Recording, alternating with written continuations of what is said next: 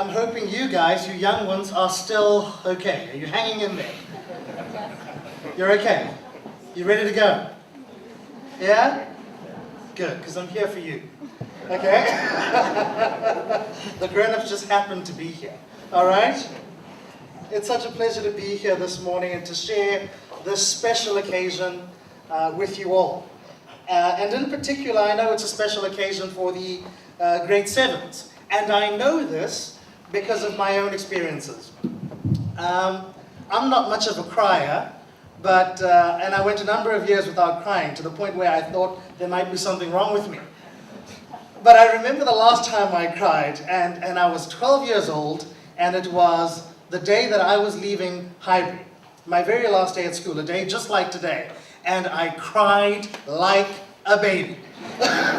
And I'll never forget that day, those feelings of loss, those feelings of separation, leaving a special place and a special time behind. And I want you, grade 7s in particular, to savor a day like this, to remember it as a moment of transition in your lives from childhood to adulthood, which is coming very soon. I remember being here not so long ago for the Proudly Primary Conference that was so ably hosted by Cornwallis. As I arrived in the morning, I was due to deliver my address to the delegates. I tried to find my way around the school amidst the teeming mass of people and the din of people milling around. And in the midst of that din, I heard a loud, bellowing, "Karabo!" And it was your noble headmaster, Simon Weaver, who had spotted me looking lost as I was amongst the crowd from across the crowded courtyard. And in that moment, I knew that this was my kind of school, that these were my kind of people. You see, I'm loud. I'm really loud. In fact, I'm so loud that I make babies cry and animals flee in fear.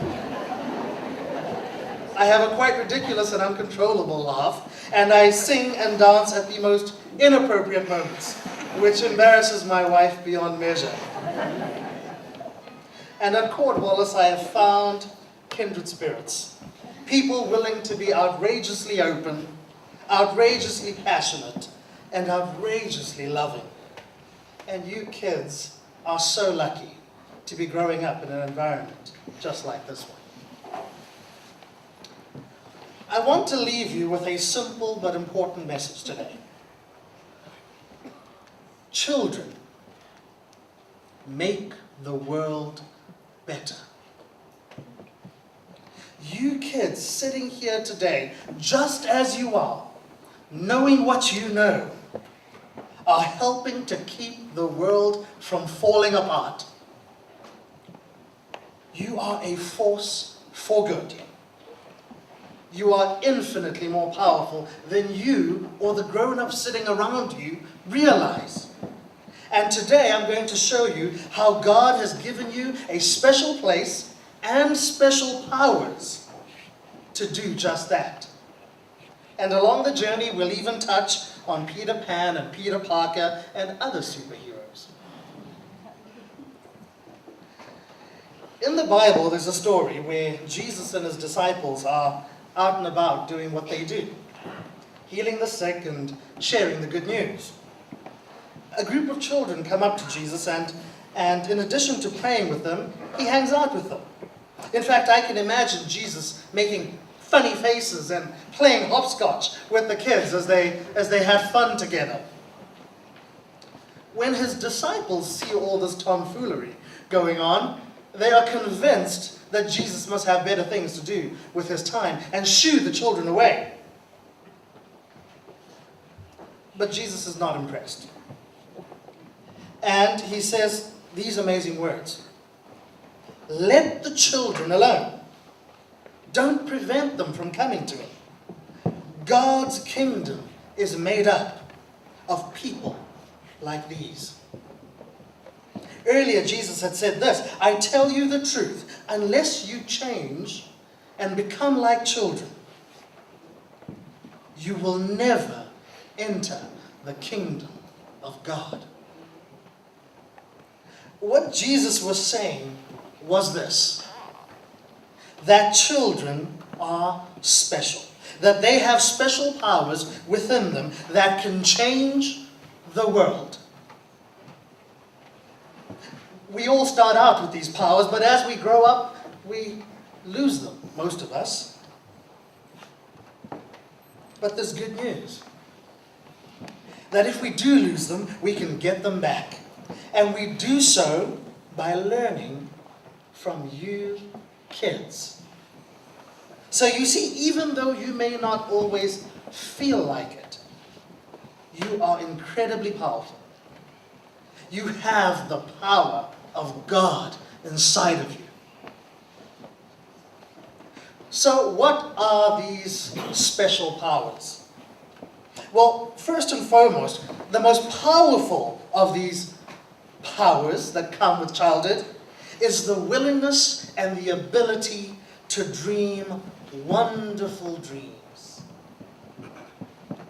This is the power to imagine the future and all the possibilities that it has, and to believe. This is a power that every child possesses. It is the power to redefine the boundaries of what is possible, to reshape the contours of reality. In short, it is the power to change the world.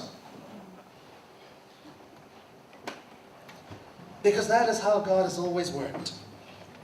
He gives people dreams. And if they have the faith and the courage to believe, He uses those people. And nothing is ever the same again. All of you kids sitting here today are already carrying dreams in your hearts of what the future will be like, of the fantastic things you'll see and do, and of the people you'll become. For me, the dream was to fight for justice, and in the process to change the world into a more fair, more loving, and peaceful place. And all these years later, I still live with that dream, and never intend to give it up. But as one grows up, it becomes harder and harder to keep believing in Never Never Land. And by the time most of us become adults, we've forgotten that we were born to be Peter Pan. And that is the superpower that you kids have. To dream and to believe. And for us grown-ups, it's only in seeing you walk in that power that we too can be woken from our sleep and reminded of our own dreams and find the courage to believe again. Keep dreaming. Sadly, we live in a world where lying has become a way of life. We lie because we want people to think more of us. We lie because we are afraid of getting in trouble. We lie because we don't want to offend people. And if it gets really bad, we lie for no reason at all. And this makes it really hard to know who or what you can trust in the world today. And for you kids, it's really confusing when you find that the very people you should be able to trust, your parents, your teachers, and yes, your government, are the very ones lying to you sometimes, making promises they have no intention of ever keeping. It's in the light of all this deception that you kids are so incredibly powerful.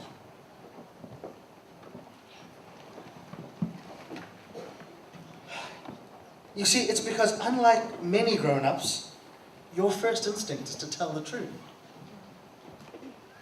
I see this in my son. He's 7 years old, and while he understands what lying is, and knows how to do it now, he still finds himself wanting to tell the truth. Whether it's to tell me that my belly is getting bigger, or that he didn't actually brush his teeth this morning. He wants to live in openness. And lying causes him so much distress that he'd rather tell the truth anyway. And this is a beautiful thing. There is a saying that the sunlight is the best disinfectant. Said another way, the truth is the most powerful antidote to the diseases that are making the world such a sad and ugly and unfair place. And you kids have that power within you.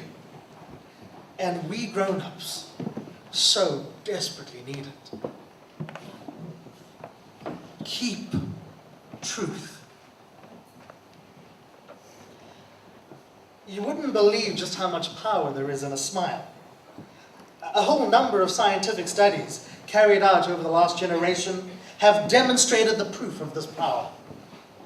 Ron Gutman, a leading scientist and expert in this field, refers to it as the hidden power of smiling. First of all, smiling is infectious. That means if you see someone smiling at you, there is an innate human reaction that wants to smile back. It's very, very hard to frown at someone who's smiling at you. And if you don't believe me, try it. It is an involuntary action, and it's true across all cultures.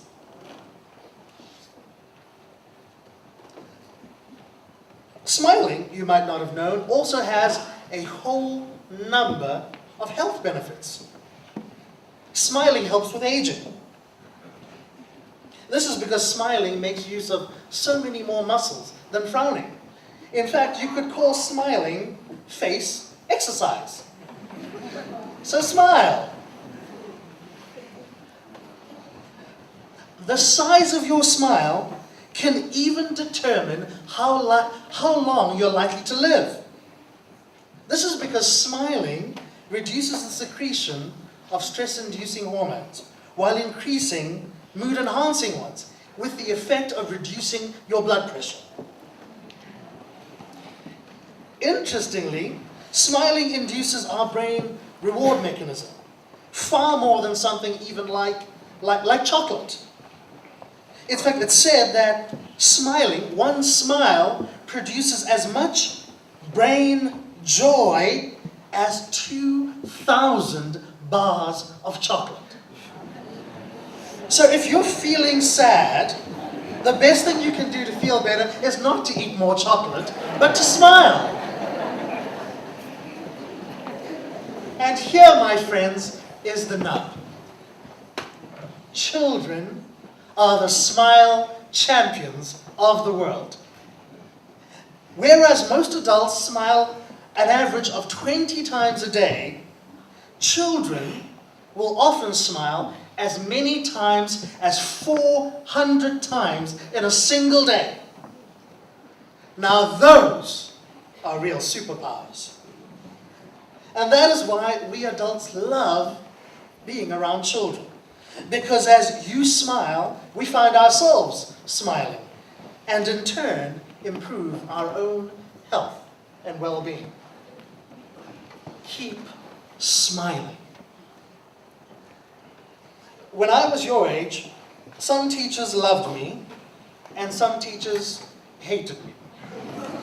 And it was for the same reason, really. I was the kid in the class who spent the entire lesson with my hand up.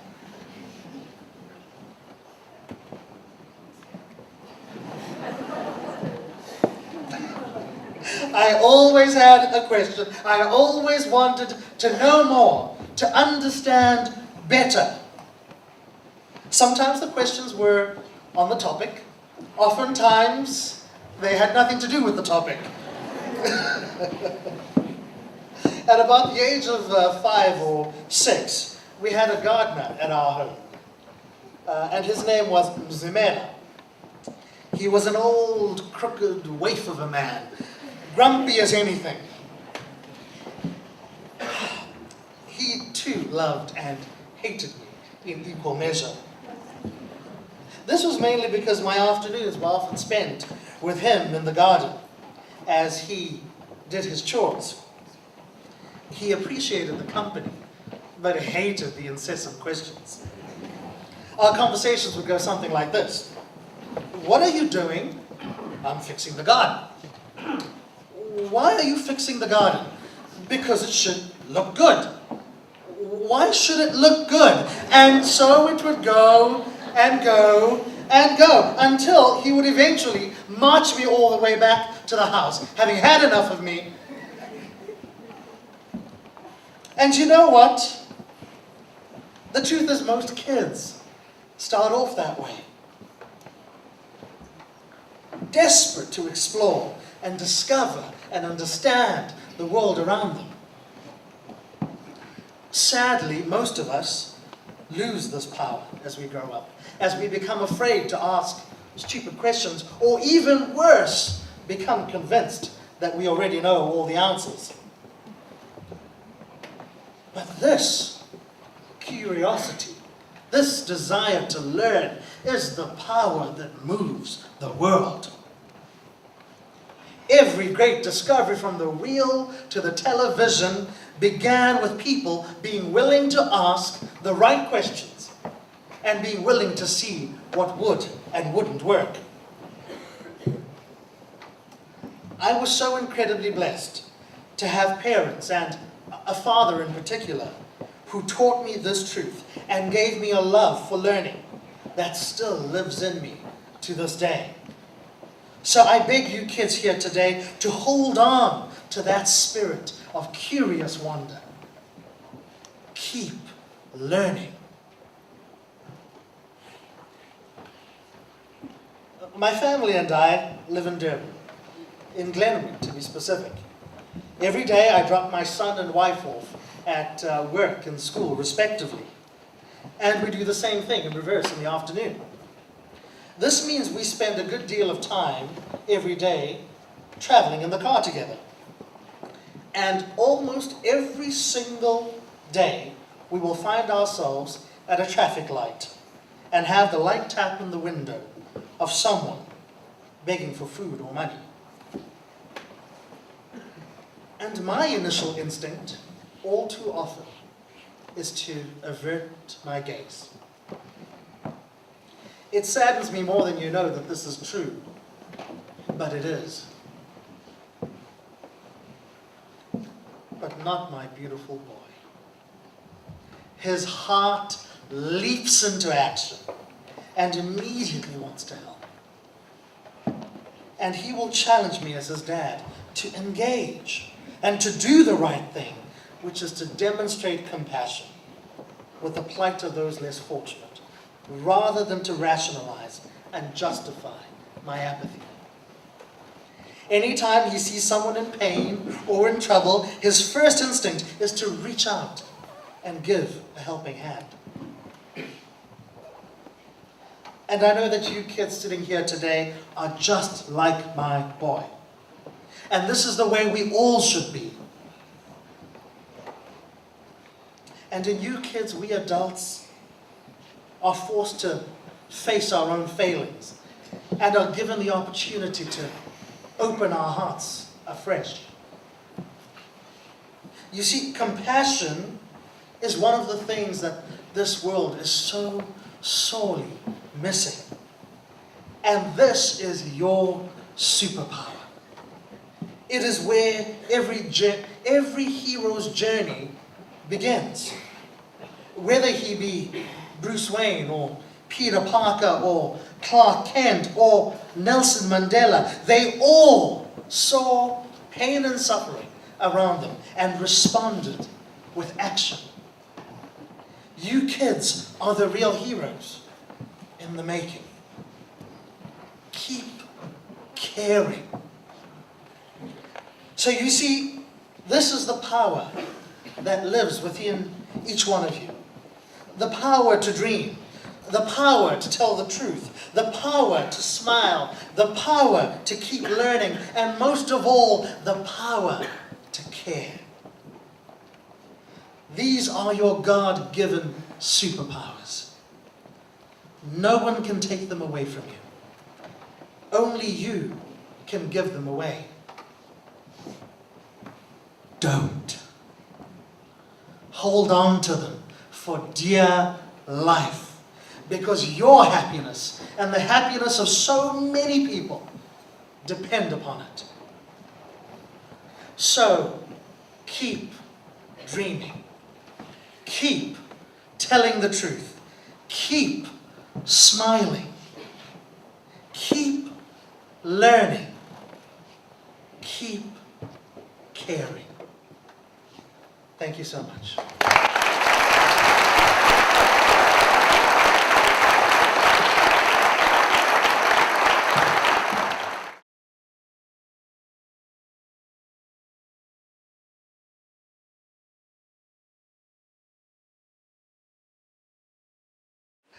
It's so good to be here. What a great pleasure, what a great honor for both of us to spend this special evening with you. In fact, it's so special that I need to ask you to keep a little secret with me. I need you to do me a favor. You've already let me come and speak to you, but I need another favor. Because I'm standing here today in a suit and a tie. This is the first time in about 13 years that I've worn a tie.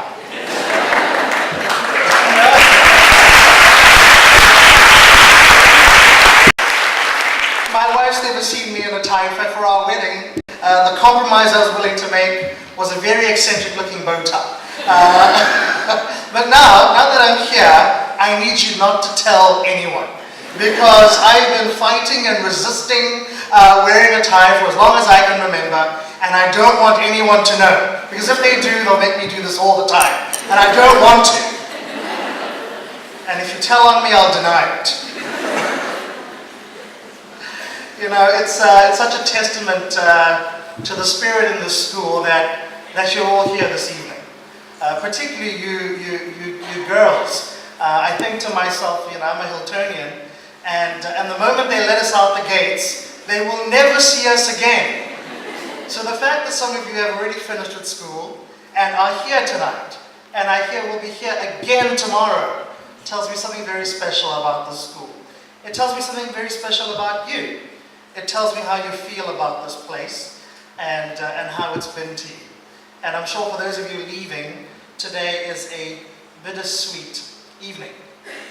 The end of something beautiful and the beginning of something new and exciting. I hope that in the time that we spend together this evening, I'll be able to keep you awake, while at the same time sharing something of meaning and value. When I received the invitation to come and be with you this evening, I rather agonized, more than usual, about what to share this evening. In the end, I asked myself, if I had a daughter, what would I want her to know about life and the world awaiting her?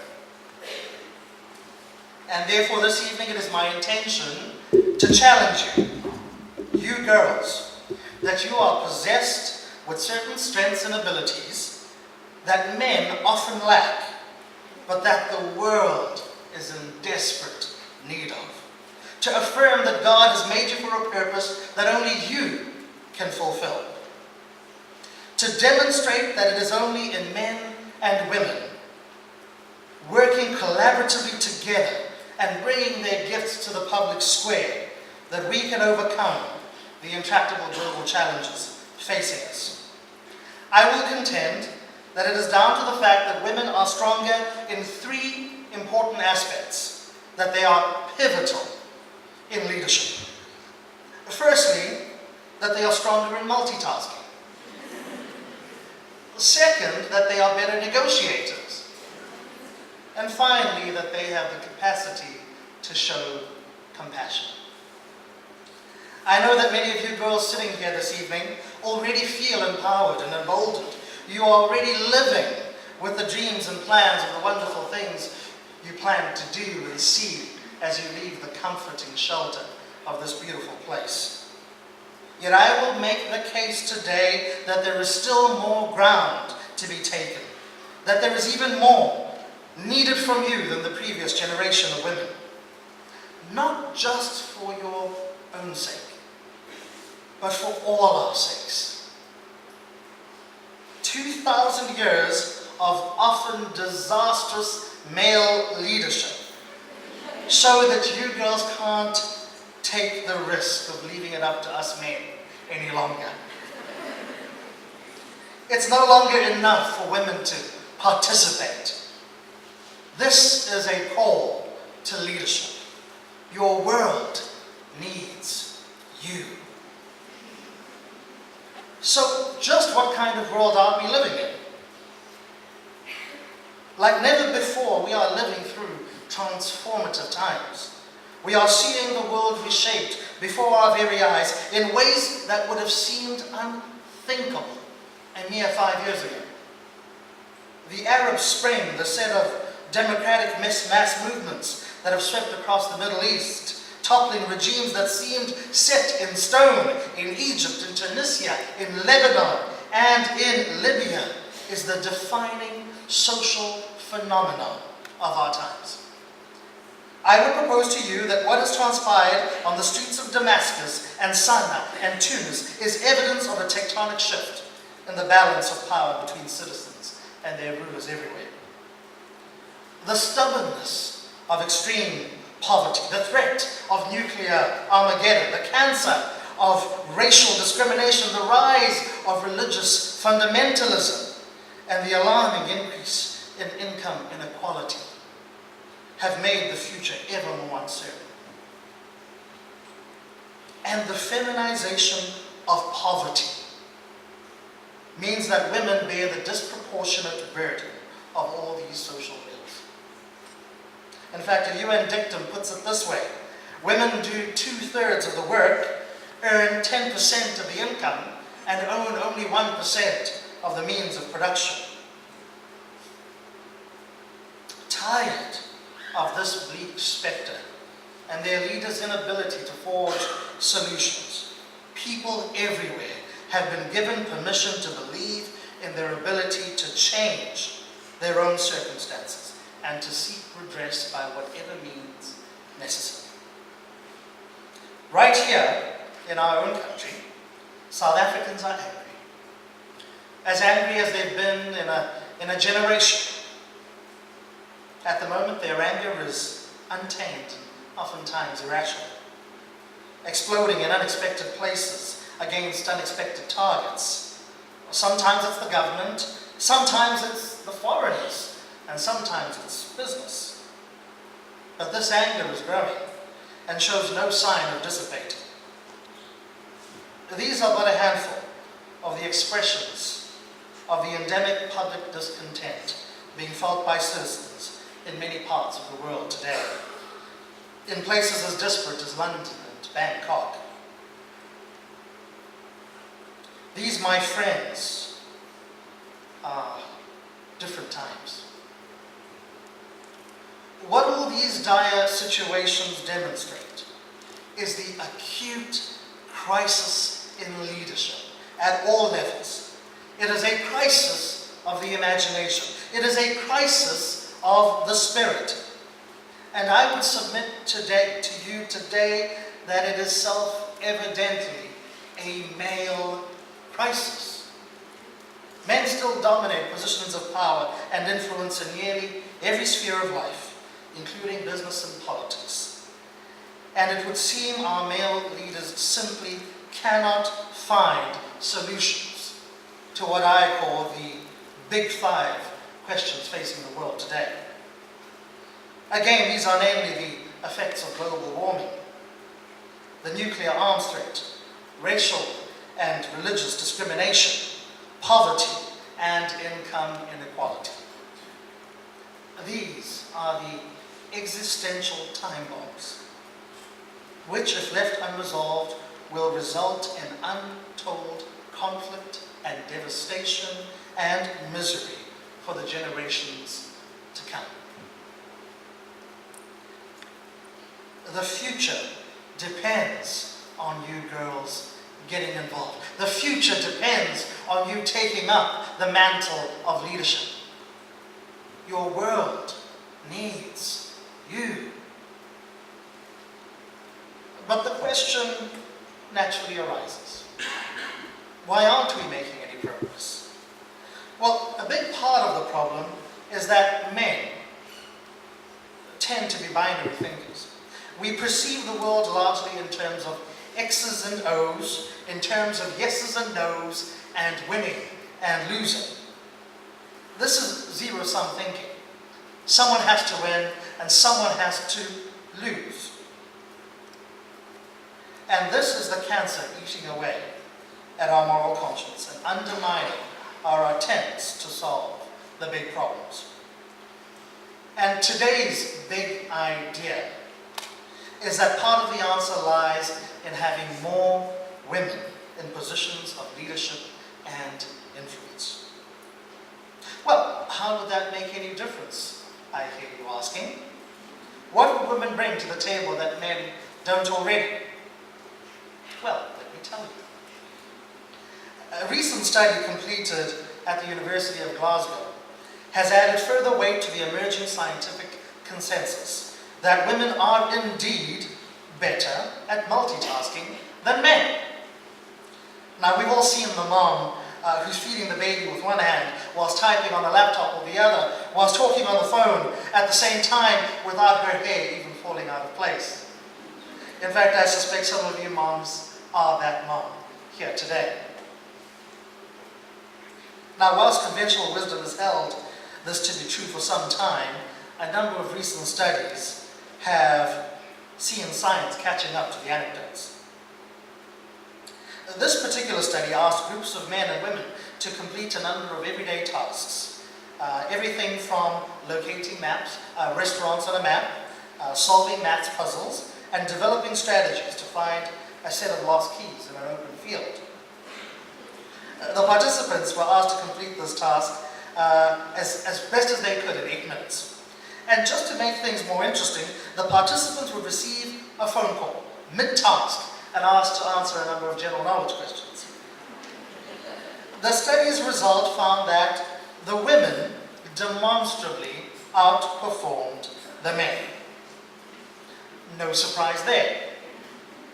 And this was particularly true in those tasks that required a high level of cognitive reasoning. Now, besides this being a little amusing and a joke you can tell to your friends, what does this all mean? Well, in a world where everything gets more complicated by the day, there is a premium on those able to make sense out of the noise. In the tangled web of claims and counterclaims, historical mistakes, and real-time chaos that characterizes most modern-day challenges, you girls are better equipped to make better choices. And this is an absolutely crucial ingredient that we need in today's leadership. Now, despite what you might think, I would also propose to you that women are better negotiators than men. But you must be joking, is what many of you are thinking. Don't men tend to advance more quickly than women in the workplace, even when they're less competent, precisely because they're better negotiators? Well, this depends on the kind of negotiation you're doing. This goes back to the zero-sum game. Men are indeed better at winner-takes-all scenarios, where only one of us can get the job, where if you don't give me a raise, I'll leave. But in truth, the real challenges facing the world today are the ones that matter at least. The ones to do with war and peace are not binary in nature. It can't be Israel saying to Palestine, submit or face annihilation. You know, kind of like in the movies, the Star Wars. You know? It can't be the poor saying to the rich, give me all your money or I'll burn the house down. This is the kind of negotiation that has solved precisely nothing in the last 50 years and has multiplied the deep-seated resentments of so many conquered peoples. No. Rather, we need precisely the kind of negotiation that women are better at. It's the kind of negotiation that seeks affinity and common ground. It's the kind of negotiation that is concerned with relationship and mutual best interest. It's the kind of negotiation that produces win-win solutions that are more collaborative and therefore more durable. I see this all the time with my wife. When faced with a problematic situation, she invariably finds a way to thread the needle, while all I can think to do is to bash the walls down. My family and I live in Durban, in Glenwood to be specific, and every day I drop my son and wife off at school and work respectively. And we do the same thing in reverse in the afternoons. This means we spend a good deal of time driving together as a family. And almost every day, we will find ourselves at the traffic light and have the light tap on the window of someone begging for food or money. And my initial instinct, all too often, is to avert my gaze. It saddens me more than you know that this is true, but true it is. But not my beautiful wife. Her first instinct is to help. Her heart leaps into action and immediately wants to get involved.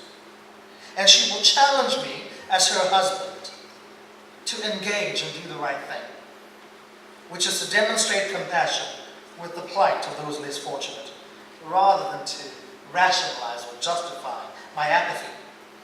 Anytime she sees someone in pain or in trouble, her instinct is to reach out and lend a helping hand. And I know that you girls sitting here this evening are just like my wife. And that's how we all ought to be. And just to show that this isn't just me being schmaltzy, I'll be nice about my wife.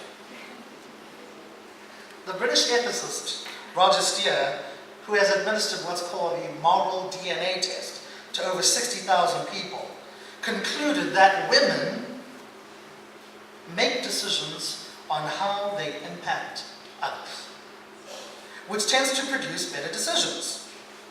Men, on the other hand, tend to be more self-interested. There is no greater example of this kind of selflessness than that of Mother Teresa of Calcutta, who devoted her life to serving others, and in so doing, shaped the minds and hearts of an entire generation. It is this kind of compassionate leadership that can foster the goodwill that will always be necessary to solve the big challenges. You see, it seems to me that we've been trying to balance a mathematical formula with a missing term. Or said another way, we've been trying to bake a cake with a missing ingredient. And that missing ingredient is you girls, you women, and the part that you can play in shaping decision-making to make the world a better place. Women see issues differently than men, and if women were able to participate more fully in political platforms, then we would see significantly different outcomes. I suspect the history of the last 15 years would look very, very different had we had women presidents. I suspect had it been a lady as opposed to George W. Bush, I suspect we might not have seen as much war as we have over the past decade. I suspect if it were women leading the agenda, we might not have seen this incredible deterioration in the poverty statistics in the world today. Women do things differently. Women ensure that better decisions are made. And sadly, women only hold approximately 15% of elected positions in government around the world. And this needs to change.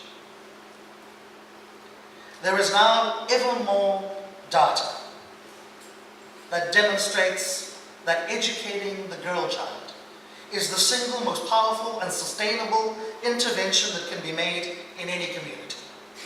That educating one girl has far greater catalytic impact than almost any other kind of help you could give to eradicate poverty. Girls who receive an education are less likely to conceive prematurely and are more likely to become productive and economically active members of the community. And therefore there are few more important imperatives for us to support than the education of girls. Now, with all that having been said, I don't want to leave this place today with you thinking that I'm advocating some anti-male or feminist agenda. Well, that is not the case. Quite to the contrary, in fact. I have endeavored to open your eyes to things you might already instinctively have suspected about the unique attributes of women, and to frame them in the context of a world in desperate need.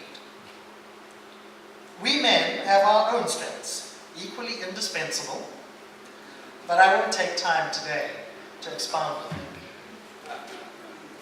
This is ultimately all about the power of complementarity. It is an invitation to take up your rightful place as leaders in the public square. It's a call for a broader collaboration between men and women that hinges on an affirmation of the indispensable attributes that each bring. I believe that this was God's purpose all along. He ensured that neither men nor women would have everything they needed, and therefore would need to depend on each other. That is the delicate, intricate, beautiful dance that we were made for. Men and women working in concert. So you girls have it all in front of you. You have the advantage of having been blessed with this wonderful education and the values that came with it. So don't shy away. Don't allow yourselves to be sidelined. Don't allow yourselves to be intimidated. You have important work to do. And whether your life's journey takes you into the non-profit sector, or medicine, or finance, or politics, you will have the opportunity to lead and to be agents for change. And if enough of you and your fellow sisters are willing to take up this challenge, the world cannot help but be enriched by your involvement. It's no longer enough for women to participate. This is a call to leadership. You girls could make all the difference